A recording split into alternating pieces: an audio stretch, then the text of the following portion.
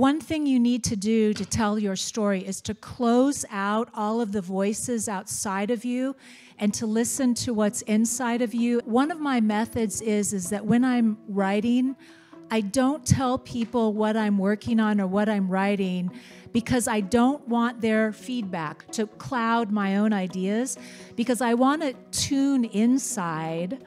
And it's not that easy to tune inside when there's so many voices outside that are giving their ideas and their criticism and telling you what you should do. Well, Kim, welcome to Warsaw.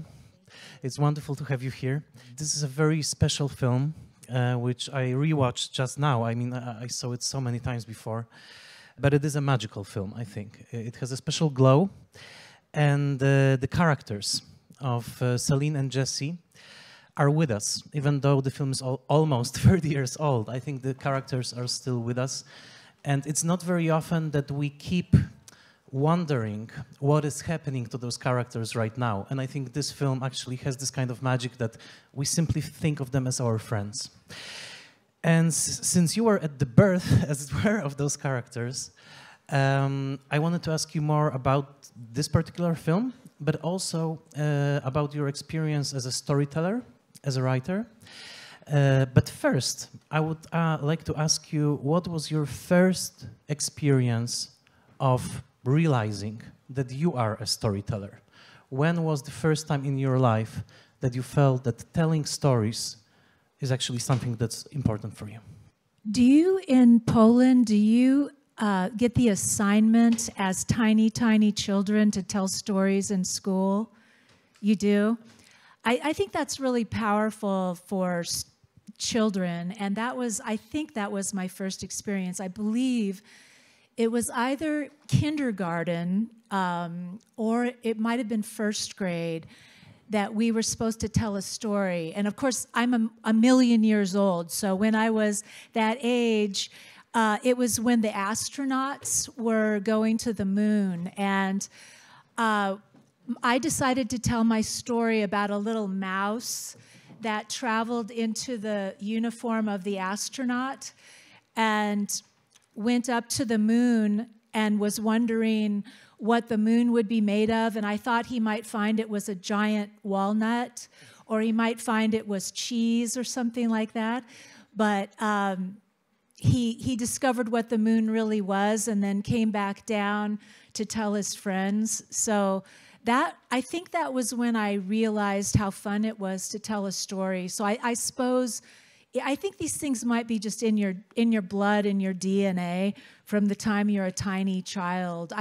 They say that human beings are the storytelling animal, and I think that's true. So, I mean, I think we order our lives via story.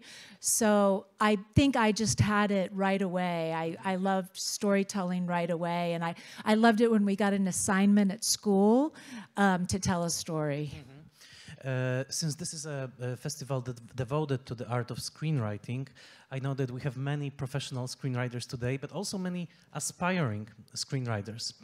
And does it take courage to start on this road? Does it take courage to simply put it on paper, put the story that you have in mind on paper? What would you say to a person who is just about to take this journey?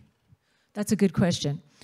I believe that one thing you need to do to tell your story is to close out all of the voices outside of you and to listen to what's inside of you and to honor that and to have faith in that.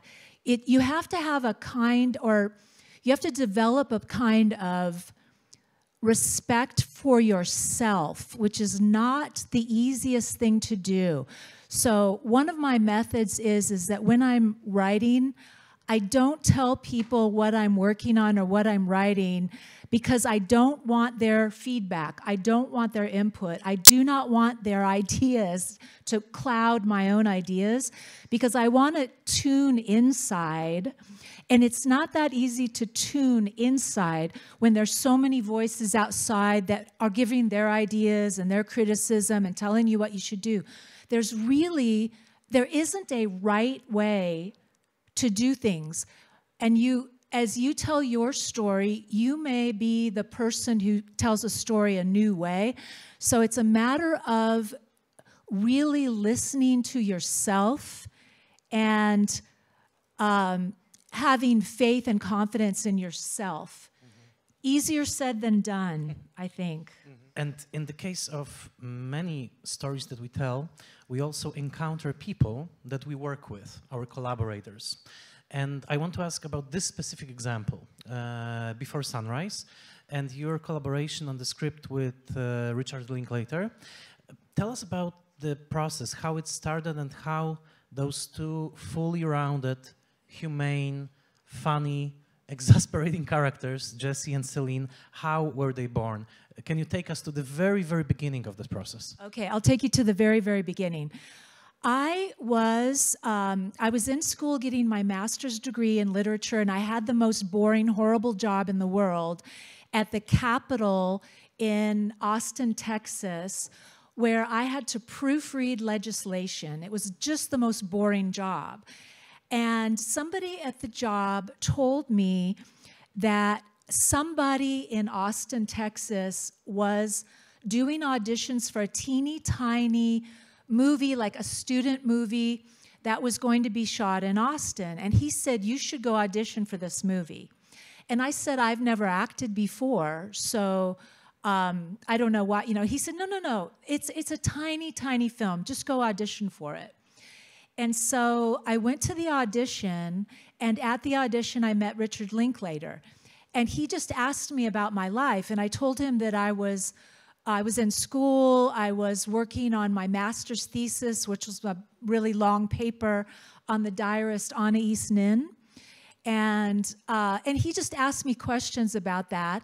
And they, as you know, they were doing the audition, they were filming. And then lo and behold, I was asked to be in his first movie, which was Slacker. And Slacker wasn't a student film. It turned out that it was an independent film, and it was very difficult for him to make that film because he had to do it with his own money. But somehow it got picked up, and it became sort of a cult film, and I was in it. And as an actress. As an actress. I was in that as an actress, and I wrote my own line. He asked me to just play a kind of negative, sort of a negative character who has sort of a negative view on things. So I wrote my own lines, and Slacker came out, and it became a cult film. Well, after that, he asked me what I was doing. I said I was finishing this paper that I was writing for school. And he said, can I read that when you're done? And I did not take that at all seriously. In the meantime, he put me in his movie Dazed and Confused as the teacher, which was, again, a big surprise because, you know, I'm not an actress. But he put me in as the teacher. Tiny part, but good. And he kept saying, when are you going to be done? When are you going to be done with your paper? And I finally, I didn't take him seriously, but finally I was finished with it. And I gave him I saw him on a Monday. He said, are you done with your paper? And I said, I'm done with it. He said, can you please bring it to me? And I brought him a hard copy because we were not doing anything digitally back then. This is forever ago. And I gave him a hard copy on a Tuesday. And he called me later that day and said, can you meet me tomorrow, which was a Wednesday. I met him at a restaurant, and he had it sitting there at the restaurant table. And he said, will you write a movie with me? And I said, I've never written a movie. And he said, it doesn't matter. I think that we should write a movie together. And I said, about what? And he said, I don't know. Sounds like a perfect start. What do you think was in that paper that made him make that leap? What was the paper like? Well, so my paper was about the diarist Anais Nin, and I was trying to understand her journey because she kept a diary her whole life. I ended up writing a book about this journey, but I think that what he saw was somebody who enjoys thinking about observing people, observing culture, someone who likes writing, someone who maybe has an open mind. He said that he enjoyed talking to me, and I love conversation. I really, really love to have a good conversation. He said, well, let's write together. And then when we sat down to write, we didn't know what we were writing about, but I said, you know, I have traveled alone by train, first in England, all throughout England, Scotland, Wales, and then throughout Europe. So maybe that's a good thing for us to write about. And so that was it. Well, there's something amazing about those first 10 minutes, and of course I will open this up in a second to the room, but there is something amazing about the first 15 minutes of the movie, the first meeting on the train, and the very first conversation of many that Jesse and Celine will have, because they click so immediately. I mean, it's obvious from the very start, and I don't mean only erotically. There's something about their minds that clicks immediately. They are both curious about the world. They are both observant. They are both ironic and funny as well.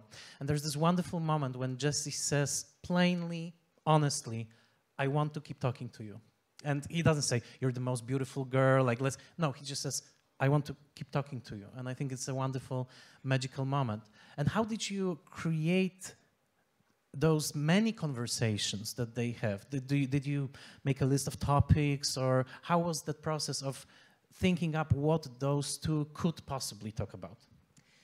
The first, I believe it was 6 days, we were, Richard Linklater and I were in my living room, and we were just talking about experiences we'd had, maybe romantic experiences we had, about subjects we were interested in, maybe about travels that we had had, and both of us were writing in notebooks anything that struck us. So we were just brainstorming for about 6 days. And at some point we realized that we'd collected enough conversations, interesting conversations, for people to cover maybe in an evening or something like that. And so I remember we put those conversations, the basic subjects, on cards. We sat down on my living room floor. We had a big poster board, and we started like arranging the conversations in an order, because I told Rick that I had met people while traveling on trains, and that we talked for hours and hours, say while we were, going through a country, or maybe we had gotten off the train together and talked while we walked, and that we would start with maybe such and such a topic and move on eventually to talking about deeper things. And so we pinned all of these conversations on this poster board. At that point, we went to his apartment because he had a computer. I did not yet have a computer. And so this was 1993. It was April of 1993, so it was almost 30 years ago. And we pinned the poster board above his computer, and maybe I would sit down and type something out, and then he would sit down and type something out. Meanwhile, the other person might be walking around the living room, maybe looking at books, maybe just thinking, and we would do that for hours. And if you put all of the days we wrote together, starting from the brainstorming to the writing, it added up to about 16 days, I think. At some point during the night when we were writing at his place, we would take a walk through his neighborhood. It was safe. It was a safe neighborhood. So we would walk down to his neighborhood to what we call a convenience store. It's a little store that stays open all night. And he would get a chocolate bar called a symphony bar. I don't know if they still have them. And I would get this diet beverage that they no longer have called Tab in a hot pink can, highly caffeinated. And Sugared? no sugar. Oh, no sugar. No sugar. Diet. Probably has something bad. And so I would get my tab. He would get a chocolate bar, and we would go back and we'd write for more hours. So we finally finished the whole thing. And then when we would meet the next day, often we would have had ideas during the night, you know, the day. We would have some new idea, like, oh, I think we should add this, or what about if we talk about that? So, you know, it's like your brain continues working on it while you're sleeping. So we would have a new, cool idea to add. And at what stage of this process would you say that structuring became a concern? Like, what will be the structure of the film? You know, with this train leaving, and you know they having one night. At what point did you start discussing what will be actually the structure of the story? I don't think we did. I think that we viewed it maybe instead as a build, which is structure, I suppose. We viewed it as a build toward more and more intimacy, more revelation about the characters, more tension because they are going to have to part, and maybe they're realizing that they like each other. So I don't think we at any point thought about the sort of traditional structure as far as you would find in a screenwriting book. I don't think he and I would be into that at all. I think instead, I mean, there were a lot of strange things that happened that broke rules, partially because I didn't go to film school. And he did not go to film school. He did not go to college at all. So I think both of us maybe came up with some new stuff because we were untrained and because it was very organic. One more question. When he offered you the job, let's say, right, and said, let's do this, let's write this, you said that he saw something in your paper, he saw something in you as well that determined that you would be a great partner for this. But I know also that you are a tutor, you are working with young writers. So I guess there are many people who line up and who talk to you and tell you their ideas. What is it that you are looking for when you are talking to a person like that? What's the spark? What's the quality that you look for in a person that makes you sure, yes, this person is a good writer? There's something there. What is the quality? Is it a character? Is it specific skill? What is it that you, as a tutor, are looking for in a potential writer? I don't know if I judge whether they are good or bad, because that is subjective. And I may have my own taste, but one thing I see is I can see excitement and passion in their eyes.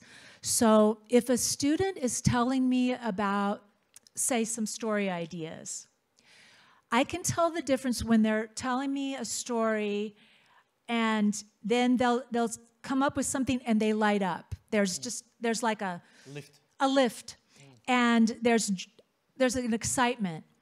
And it's very funny. Like, for example, one time a student came to me and he told me that he was thinking of telling the story of his parents dying in a car accident. And he was telling me the story, and I said, wow, you know, that's a very dramatic thing. And he said, I feel that I need to tell this story. And then he said he had another idea, and that was a true story of his being as a contestant on a game show. And when he said that, his whole facial expression lifted up, and his eyes lit up. And I said, that's it. And I said, why did you think you needed to tell the story of your parents dying? And he said, oh my God, you're right, guilt. And I said, wouldn't you rather tell the second story? And he said, you just gave me permission to do the thing that I really want to do. I'm sorry, parents, but I'm going to do this other one. And I said, well, I think your parents will be fine. Right. Because... So there's this spark that simply tells you that somebody is passionate about the story. Can you tell us a little bit about your practice of tutoring? I know that you run this online program via Zoom and Patreon that allows people really from all around the world, right, become your students. Can you tell me a little bit how that works? Yeah, thank you for asking. I really appreciate that. So this is kind of recent. I have a writing, what do you call a sanctuary in Polish? Sanctuarium, something like that. Yes. No, not a sanitarium. Sanctuarium, yes. Okay. So like a monastic thing? A special little place. Okay. A special place for writers. It's very low cost. It's on Patreon. And it's called The Magic Hour. And the reason I call it The Magic Hour is because, do you call it when the sun sets? Do you call it the magic hour? Magiczna godzina. Okay, magical. But also, I think of when I'm writing, sometimes that's the happiest moment in my day because I feel like I kind of get in touch with myself and my real feelings. And I feel like I connect with something inside of myself, so I call that magical or the magic hour. Anyway, so I have this special thing on Patreon. It's very low cost. You could find it by going to my Instagram and hitting the link in the bio. But also, I do private writing consultations via Zoom. So a little more expensive, but I meet people face to face. And I have some exercises to help draw them out, or they can tell me what they're hoping to write about, and I will get in a conversation with them. So, what makes a good script consultant then? What would you say is the skill that is needed to be a good sparring partner or a consultant for somebody who is developing their idea? What is the thing that a consultant should give to the writer? I think you have to really listen and listen carefully to help the writer find what it is they're truly trying to say, because sometimes it's not that easy to express what you really want to say sometimes because language is a limited technology, right? Words are limited.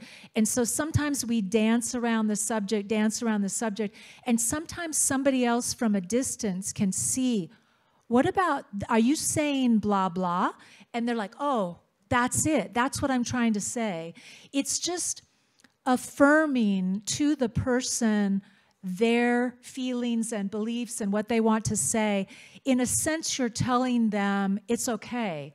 You are right. Say what you're trying to say. Because I think there's a lot of fear around creation. If you're showing your soul to people, it can be very scary.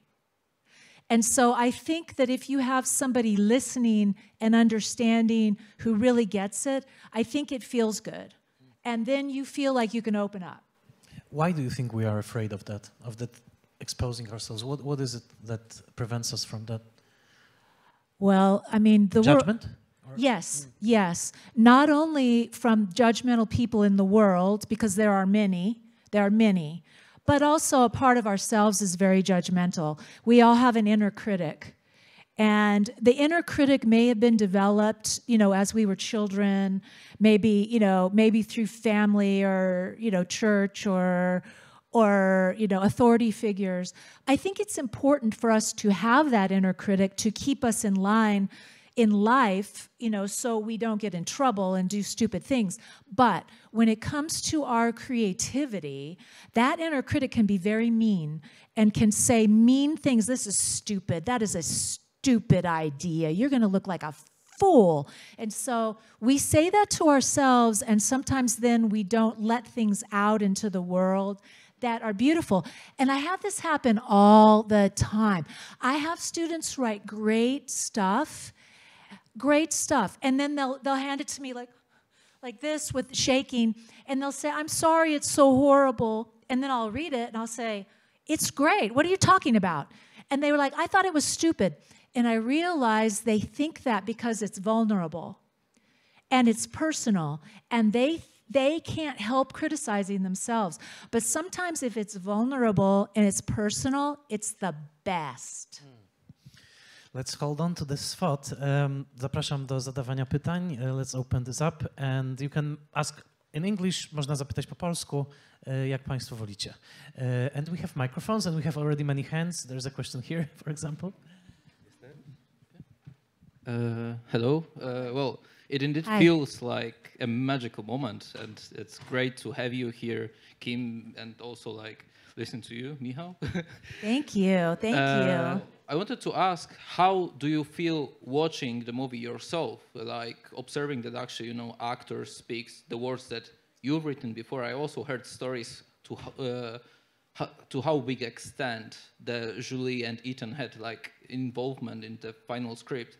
But like, I'm really out of curiosity, wondering whether you feel the movie as genuine as we all, I guess, feel as like as the audience.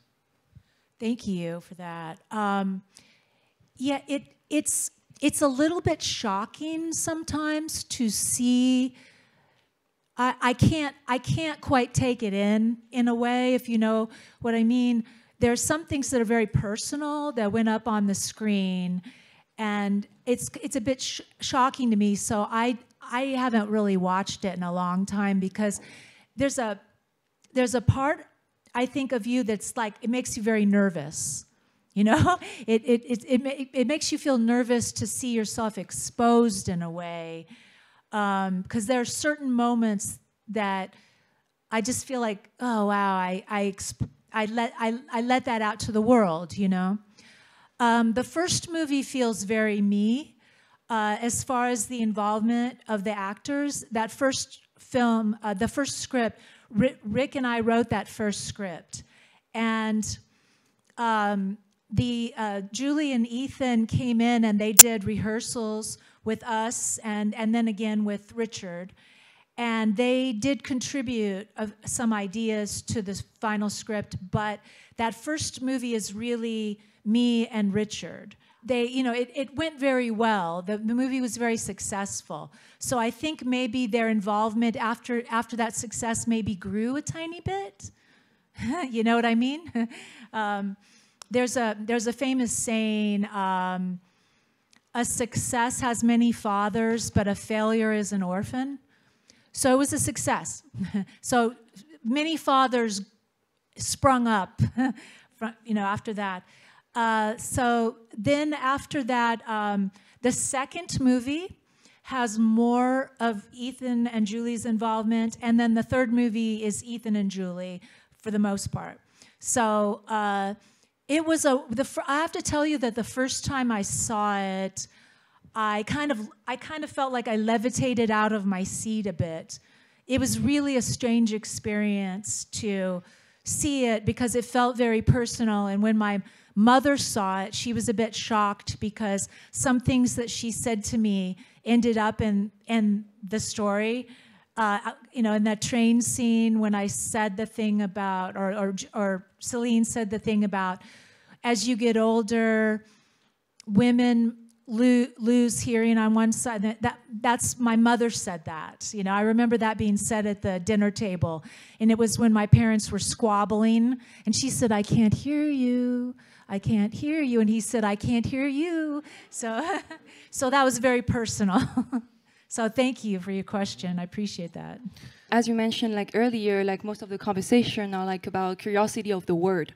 And even while watching the movie, I was thinking that those conversations could literally take place anywhere. And one of the things I'm really curious about is actually the choice of locations, because most of those conversations often are triggered by something that happened, like the dancer, for example. But the rest of it are like universal conversations. And I was actually wondering that probably the conversations were thought first, and then you thought about the locations. I don't know if I'm right. So how did you think about the choice of locations? Well, you're right. We did not know where we would get funding for the film, if it even was funded. Richard told me as we were writing it, he said, don't count on anything happening with this script because it's very, very difficult to get a script produced, extremely difficult. And he said, let's just view this as an ambitious failure. And he said it might never get made. And so I had absolutely no idea that it would ever get made. But it turned out, and we thought at one point it would be made in America. And so if it was made in America, we would have to put it on Amtrak, the American rail line. And we even scouted locations in Texas. So when it was funded in Vienna, that meant that it would be, the location would be Vienna. So as you can tell, the conversations can happen anywhere. I was thrilled that it was funded in Europe because I love Europe. And I traveled in Europe by myself and also with my father and grandmother when I was a teenager. I went to the communist Czechoslovakia, which was at that time, very closed. And so I loved traveling in Europe. And so when it was funded in Vienna, that was very exciting. And so it was easy to put those scenes anywhere. It was just a matter of finding beautiful streets and locations and figuring out what might be nice for a particular conversation, or what cafe would work, or the Ferris wheel, or so you're right, you got it right. Location didn't matter, could happen anywhere. And fortunately, Vienna is a very beautiful romantic city, but there are many beautiful romantic cities that, if no matter where it was put, we could have found the romance in it, right? We could have found the beauty. It's a late night conversation, and we would have found it. So it could have happened anywhere.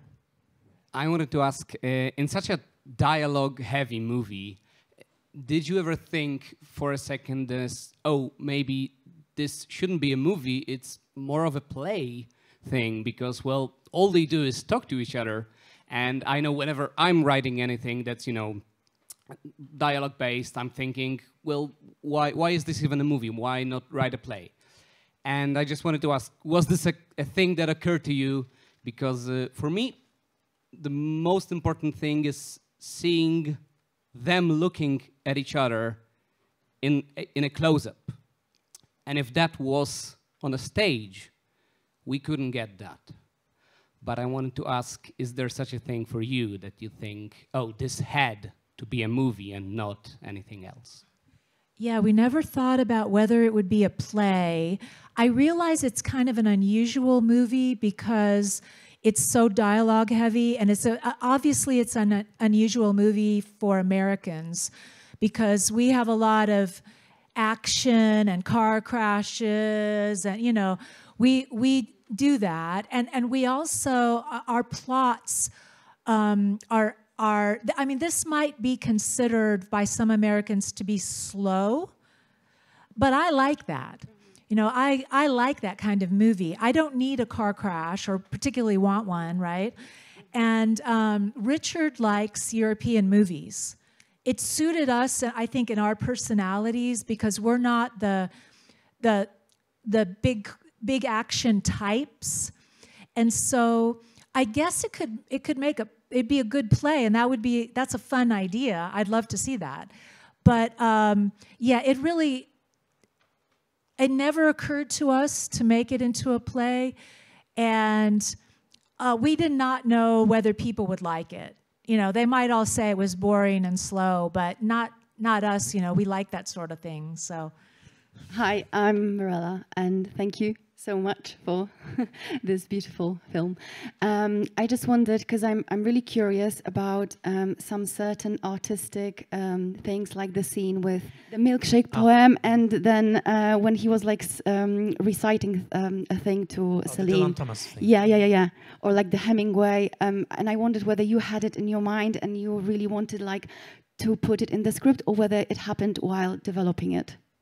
The milkshake poem was written by a friend of mine in Austin, and I just wanted to put one of his poems in the script. His name is David Jewell, and I asked to read, he did not know I was going to do that, but I just asked to read a lot of his poems. And I selected one that I liked and put it in there. So people really ended up liking that poem a lot. I mean, I think it feels very honest and fresh to them. So it's David Jewell's poem. I'm trying to remember Ethan reciting the poem. I'm trying to remember if that might have been Ethan who came up with that idea. It's likely. I'm trying to remember exactly who came up with that, but that might be Ethan's idea. Yeah, because he was interested, I believe, in that poetry. So yeah. I'm aspiring screenwriter who live in Italy, and I was wondering because right now I'm starting to write my script, and they go to the director and then go to the actors, and they gave their part to the story. I was wondering in that particular case what the actors gave of them to the story, to the script, like how much was written and how much was they giving some of them, like the actions or dialogues that weren't in the script. Thank you. Well, we had a full script. We had, I believe it was about 90 pages at that point, I believe. So we had a full script, and it is part of Richard Linklater's process to draw the actors out. Like he did with me in Slacker, I contributed my part. But in Before Sunrise, there was a complete script with an entire conversation going for 90 pages or so. But he wanted the actors to feel comfortable with the parts and to feel that they could find themselves in the part. So for example, in the very early scene in the train, when the Celine character holds up a book, I had written that was Anna Eastman's diary because I was writing a paper on the diary when I first met Richard. And so I wrote that in. But Julie wanted to hold up a book that she was reading at the time that was important to her. So Richard said, if you want to hold up another book, go ahead. So there were moments in the story where the actors took a conversation and maybe changed a word or so to make it more comfortable for them. But all of those conversations were there in the script. They were tweaked. And this is an interesting thing because it used to be in Hollywood filmmaking of the past that not a word would be changed, not one single word would be changed. But nowadays it's more common for the actors to improvise a bit, to loosen it up a bit, because it is believed that there's more of a respect now, I think, for a looser attitude toward the acting and toward the storytelling. And I think that might partially be the influence of the method. Do you guys have the method in acting? The method... Stanislavski? Yeah, where you find the real feeling within yourself. So that has now spread, and so directors often allow actors to do more of that with their acting.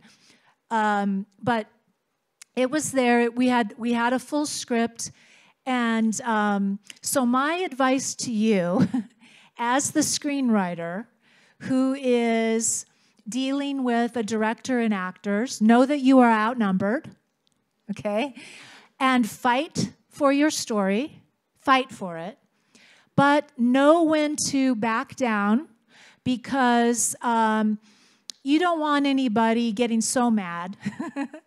So you have to stay a little loose and know that it's a collaboration, and that sometimes you may have to step down for a second to let them put their thing in, But otherwise, you know, fight for your story. So I wanted to ask you, in this intense process of writing with Richard, did you just exchange concepts and build the backstory of the characters and talk, or did you also play those characters? Did you use any kind of acting improvisation methods to embody the character and get deeper into their emotions? I think you're asking me if I had an affair with the director. No, no. No, I thought that you might read this question this way, and I tried to steer away from this topic. I didn't manage, I guess, but no, I'm not implying that.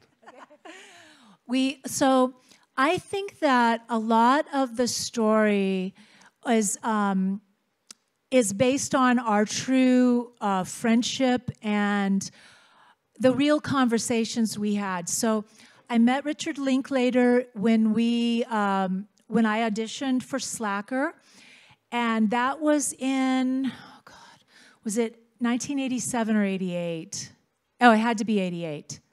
Yeah. And so by the time we wrote, I had known him for about 4 years and we were friends. And he and I were really good at conversation together. I had a boyfriend and he had a girlfriend, but we were very good at conversation together, and we would get together and we were very good at batting ideas to each other. So in a sense, yes, we were playing the role. I think that we could project. We could project the situation on each other. And I think that part of our process of going for the walk at night was in a way mimicking what the characters went through in the story.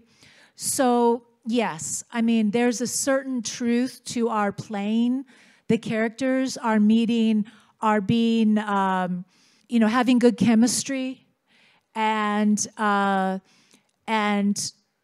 having great conversations. There's truth and all that. And I think that there is there is the lines get the lines dividing things do get vague. You know, when you start to play something, maybe you feel it to some degree. So in a sense, we were playing the characters. Yes. On that note, would you say that there's more of you in one of those characters and more of Richard in the other? I do think that there's a lot of me and Celine. I feel like I'm told by my friends that that's me, but I can't see myself. You know, I don't see myself, so I don't know how I come off. Right. So, that makes Jesse more of Richard. I think Jesse is more of Richard. Yeah, I would say that Richard is a little bit more cynical. I would say he's a bit more sarcastic. I would say I'm probably more idealistic, maybe. You might see the characters change through the 3 movies. In that first movie, I think I'm in that character, Celine. Thank you. Let's give a chance to this part, because this part is the disadvantage, because it's a different angle. Is there anyone here? I wanted to say that I'm a big fan of the whole Before trilogy, and I wanted to ask you about because like on the span of the 3 movies, there is a lot of change in the characters, and there is a lot of themes that appear. And the thing is that I participated in a few like online discussions if those themes are made by an accident or they were like thoughtfully put in the movies. For example, in the first movie, there is like this old couple on the train that's like a bit grumpy, like talking to each other, and our main characters meet next to them. And at the end of the third movie, they kinda become a bit closer to be that couple. Is it an accident and like a miracle that happened, or was it like just put in. You in the mean script. from movie to movie to movie? Yeah, yeah, those like running teams. Yeah, like they are like they're by accident, or you just put them because you know that that feels right. I think that an amazing thing happens in storytelling and creativity in that, or at least I've found that this happens all the time, that I don't consciously know what symbols are being created or carried through a story. I found this happens a lot as I'm writing, that it's kind of a magical process, but I'm not saying that I'm special. I'm saying everybody has this.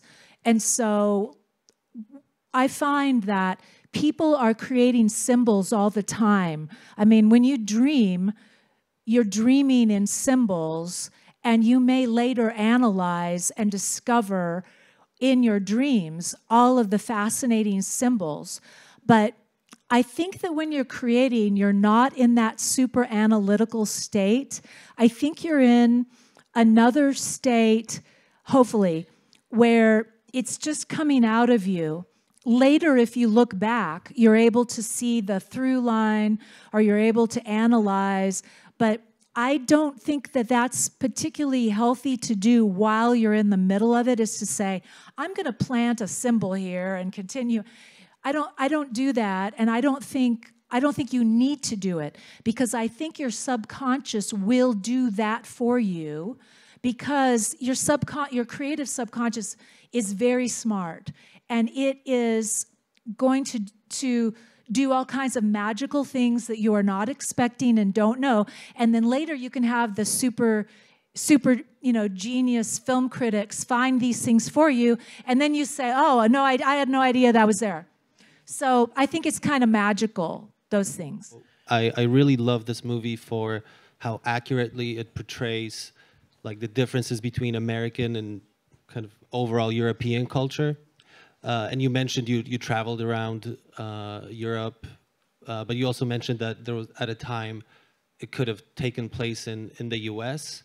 So a lot of those European elements couldn't really be in the U.S. So I'm curious, were you kind of the European consultant of, like, of Celine saying something and you being, a European would not say that? I feel like in this movie there are so many little nuggets and interactions that really kind of show those differences. So I'm curious how, conscious that was.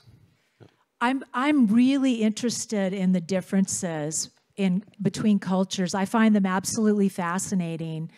I love travel because it helps you understand yourself better. And when I traveled, there were such fascinating differences from even, from country to country to country. I would notice a different character for the different people I would meet, the different cultural backgrounds that were very interesting to me. The fact that in Europe you have so much history, and you've seen so many things in not only, in your lifetimes, but also in the recent past. And these things are with you in your mind because you've heard about them. You see the evidence in the city. In America's so new. And I'm from Los Angeles, and then I lived in Austin, Texas for a while, and that's so new as well. Los Angeles is, we barely have 100 years. So noticing these distinct differences, for example, we all speak English in America. It's unusual for someone to speak another language because we have a huge, huge, huge country where there's one language. And so unlike in Europe where you speak more than one language, we just generally don't have that.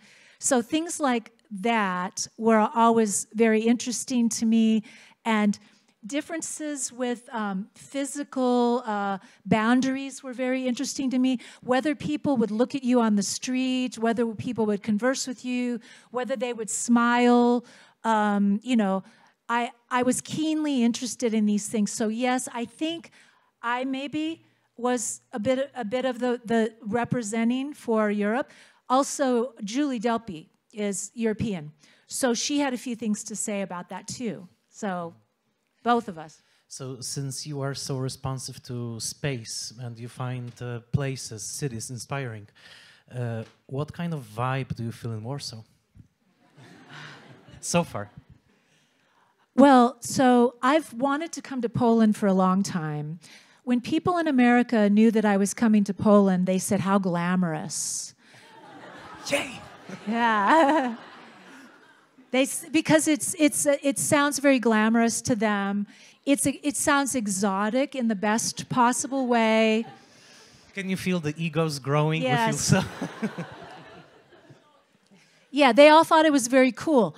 I had a friend write me on Instagram. I haven't seen him in person for a while because he's traveling. But he said he loved Poland, and he said he loved Warsaw. And he said, that was a great part of his trip. And I said, why? And he said he found people in Warsaw to be very nice, very intelligent, and very good looking. So Ultra. Let's see. I just got here yesterday, and I went for a big walk down your old town, that street. What is that street called?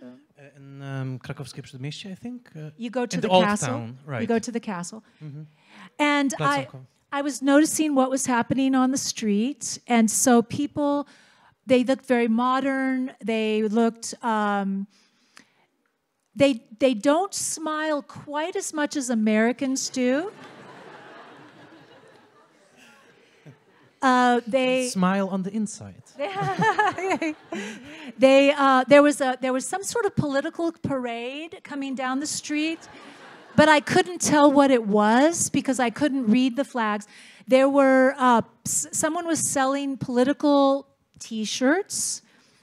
It was all very, it was fascinating. I found the people to be very alive, very, very, very alive. It didn't, when I was in communist Czechoslovakia, the people they were oppressed people because it was still communist. Then when I went there after communism, they were alive again. So I was wondering what Poland would be like. It feels alive. It feels modern. I think the mix of history and modernity is very, very exciting. Hi, I'm Caroline, and first of all, I'd like to say thank you for this movie because it's one of my favorite, the most important movies to me. The whole trilogy is. Thank you. And it still manages to touch me after all these years and coming back to it from time to time. And my first question is because the ending and how they kind of split without even sharing any contacts seems to me not really authentic when compared to the rest of the movie, which is really, really realistic and authentic. And I would want to ask you, how did you come up with that and how do you explain that? And the second question, how did the idea for the second movie and the third come about? Thank you. Yes, so that I did that. So when I was traveling, I would meet fascinating people, and I would have a wonderful conversation. Maybe sometimes it felt romantic, or maybe it was platonic, but we would have to part ways. And I had, for example, I was on a train going from Madrid to Paris, and there was a handsome guy sitting opposite me from Norway, and he and I had a conversation that lasted for many hours.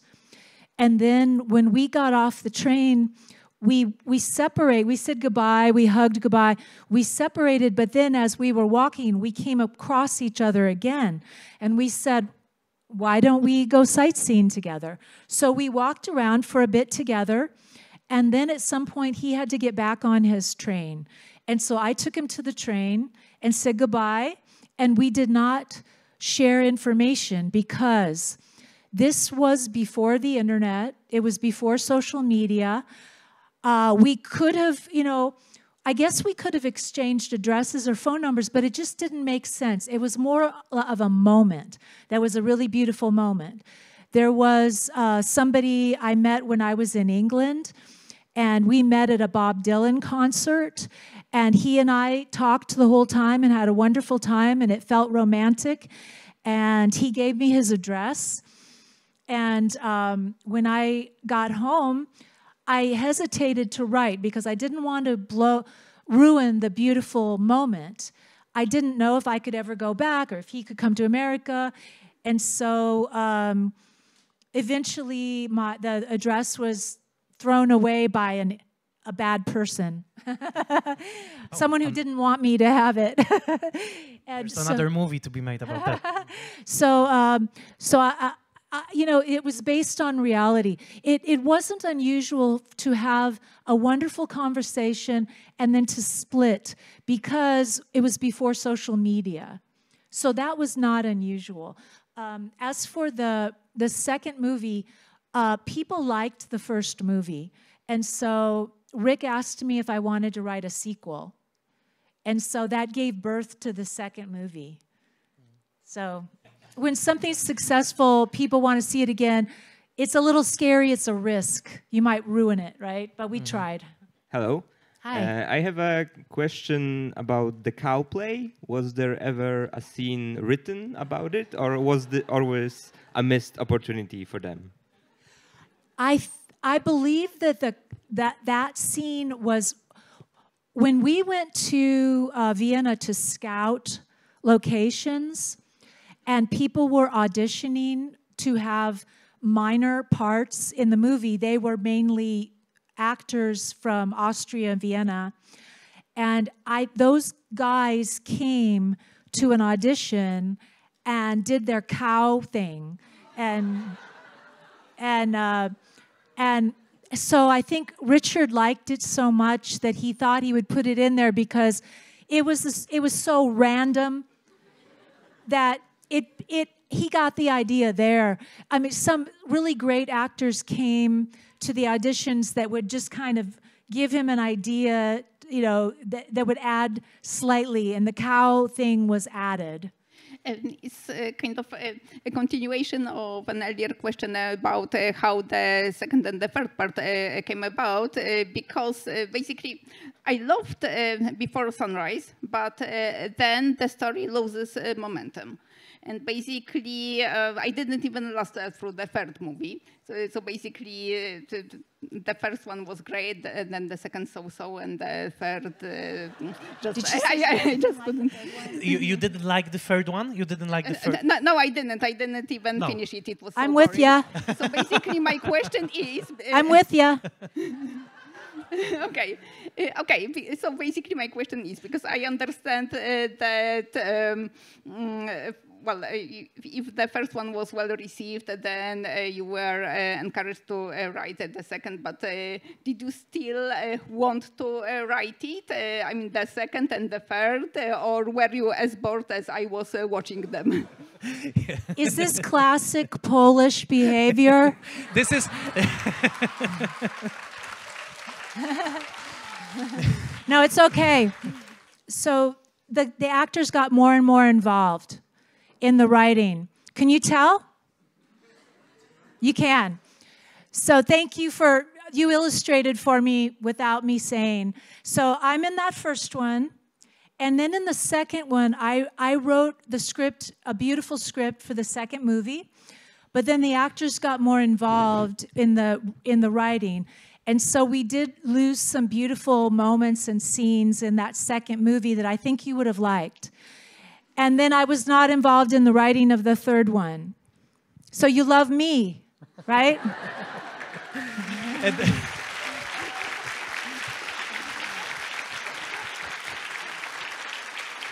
I cannot think of a more perfect note to end because Poland loves you, Kim. Thank you so much for coming. Thank you. Thank you.